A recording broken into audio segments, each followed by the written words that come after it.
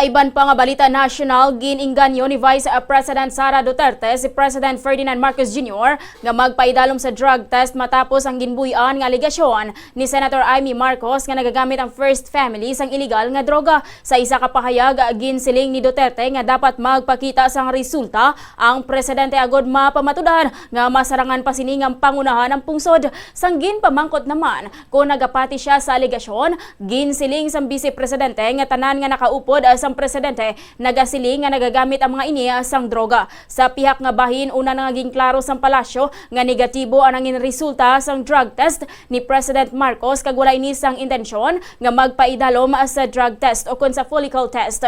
Kaangod sini, no comment naman si Vice President Sara Duterte tuhoy sa posibilidad nga magbulos si presidente o kung magbulos sa presidente kung mapahalin sa pwesto si Marcos bangod sa nagalala nga sitwasyon sa korupsyon sa pungsod. Nakatalana naman si Duterte nga magtambong sa Senate hearing sa Huwebes, Nobyembre 27 para sa 2026 budget sang Office of the Vice President. Lahat ng mga nakasama nila sa mga parties nila nagsasabi na gumagamit sila ng droga.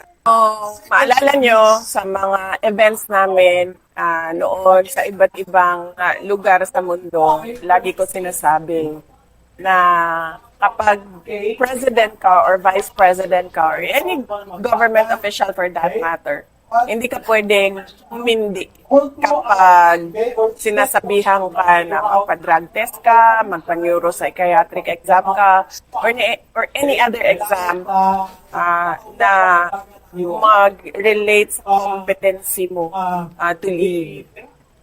So, dapat kapag merong challenge na ganyan, ay isubmit mo kaagad yung sarili mo. Si Vice President Sara Duterte.